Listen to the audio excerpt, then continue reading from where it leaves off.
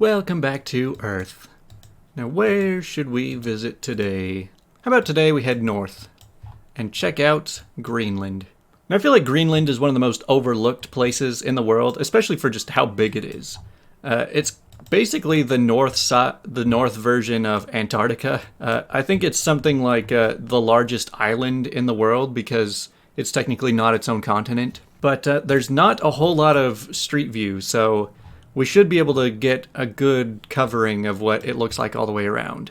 So like just at first glance, I mean, the majority of it is completely covered in ice. I mean, even if you look up close and see this complete mess of satellite scans, it's just snow and ice and mountains.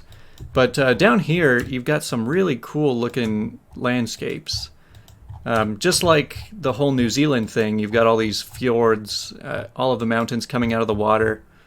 Let's see if we can find some decent images of just the mountains around here. I'm not sure if this picture was uploaded in June. It wouldn't surprise me, but that's kind of a lot of snow for June. And I think what a lot of people don't even realize is people actually live in Greenland. It's one of the least populated countries in the world. As far as population density, I think it's the very last one because it's so massive that the population density is like 0.1 people per square mile. So one person per 10 square miles here. But over here, you've got the city of Nuuk, which is the most populated city in the whole country. I mean, technically, it's not its own independent country. It is owned by Denmark right now. Of course, there was talk of Trump wanting to buy it from them at one point, but let's just see what the actual town looks like. Oh, dang, we found the cemetery. This must be the one cemetery in the entire country. So the first thing you really notice is that there's a whole bunch of all these houses that look very similar, and they're all very brightly colored. It's basically just a rainbow of houses around this. And you know, for a place called Greenland, green seems to be the last color you'll see here. Out of all these rainbow houses, there's not a whole lot of green.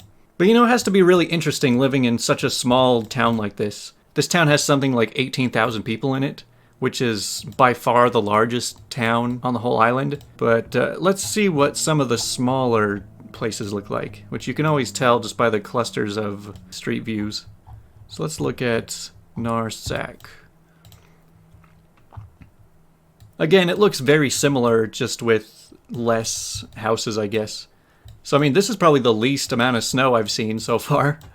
I did do quite a bit of research on Greenland before recording, and so I learned stuff like they actually hunt a lot of seals and polar bears. Like, that's where they get a lot of their meat. Lots of fishing. And I mean, it makes sense because, like, they can't grow any food here. It seems like they can't grow just about anything. I don't think I've seen a single tree. Oh, there's a tree. We found a tree. They seem like they're so rare around this place. Because, I mean, it's freezing cold all the time. Like, even right here, where it's sunny, I'd bet that it's probably no more than 50 degrees Fahrenheit at the hottest time of the year. Actually, let's take a look. So I've got the Wikipedia page here for Greenland. It seems like it's had quite a bit of history of just people landing on the island and then leaving because there's not a whole lot to keep them here. Lots of Vikings. All right, so here we've got the actual temperatures here. Wow, okay, so it seems like it can actually get all the way up to about 80 degrees Fahrenheit at the hottest time of the year. But that's record high. The average high is, yeah, like I said, about 50 degrees Fahrenheit. But then the record lows, you know, honestly, this is a little bit higher than I expected. It seems like it's still in the positive numbers, even in the winter. Even when they probably have very little sunlight, they're still around 10 to 20 degrees every day. Whereas places in like Russia or Canada, I know places get down to like minus 40. So that's actually kind of surprising that this place doesn't get that cold. But back to the map, I mean, I wish I could tell you that there was a lot of different scenery here, but a lot of it is just these coastline, small towns, and then a lot of mountainy rivers. I mean, you got some really cool views just from the boats here. And you can see that there is actually a lot of real land. It's not just one big glacier. You know, a lot of people like to bring up that climate change is so destructive to the world, but If we actually do see a substantial amount of climate change, like, imagine what we would find just around Greenland. It would pretty much unlock a huge portion of the world. If the world temperature went up a lot, all of this uninhabited land up in Canada, Greenland, Russia, that's all just pretty much uninhabitable because it's so cold, would probably become a lot more of a viable option. So let's look over here. Well, if you're tired of having such a busy, hectic life, there's definitely some quiet places out there. Man, what are all these like little shacks that are just out in the middle of nowhere? I keep dropping in around these mountains, and there's always just some little structure here. I just have to wonder like where they came from and what's the story behind it. Now, here's something that looks a lot more like actual Antarctica. I think that this is like out on a dock, like over the water, but all of the water is just frozen over too. I mean, that's what it shows up on the map, that this is all just part of the sea. Wait a second, what the heck? So there's this tiny little island. It's not even attached to the rest of it. And yet people still just come out here and build about the same size of town as everywhere else. This is where you're just like, you want to be the most isolated. You don't want visitors coming, that's for sure. So you ever watch shows like Breaking Bad or something where you become such a high profile and wanted person that you just have to get away and escape? You know, I always think about places like this. Like, if I had to go into hiding for whatever reason, I always think about places that I would want to go. And I mean, if you just came up here, you moved into this town, nobody here would know who you are. You could just blend right in, and nobody who is looking for you would ever find you. Alright, so I know I made myself look a little bit stupid earlier when I was like, there's no trees here, and then I immediately saw a tree right after saying that. Ever since then, still, like, anywhere I walk around, I don't see, like, any trees anywhere. I mean, that's kind of what makes this have such a different landscape from a lot of mountains. Because when you look at mountain ranges, a lot of the time, what would make it so difficult to just walk straight through it is that there's big forests, lots of trees all in the way. But when you look at these mountains, they're just so wide open, so barren, like you could just walk straight through it. Yeah, like this. You don't need to follow any trails, really. You can just go in one direction and see where it takes you.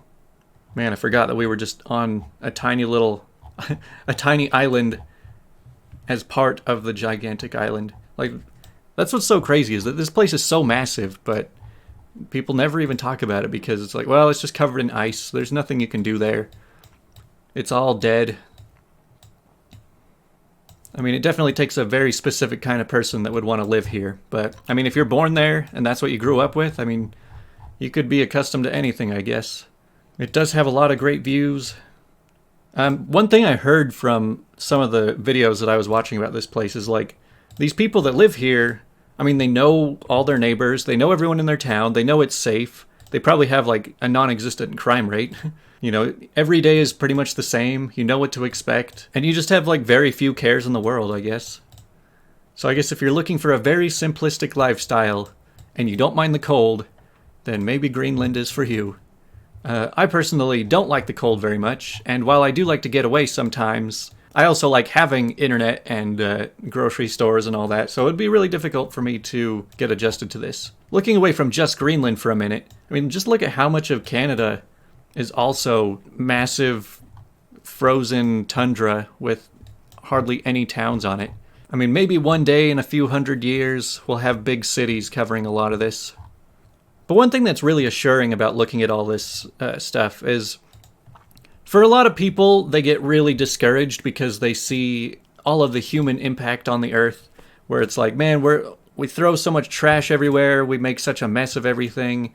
We're basically just plowing over all of the natural parts of the earth. But I mean, there's still just so much out there that's basically all untouched. So if you're looking for just raw nature, there's still tons out there to explore. Man, it's funny, anytime I just like zoom into these blue parts, I'm like, is this just one little dot? Is this one little picture?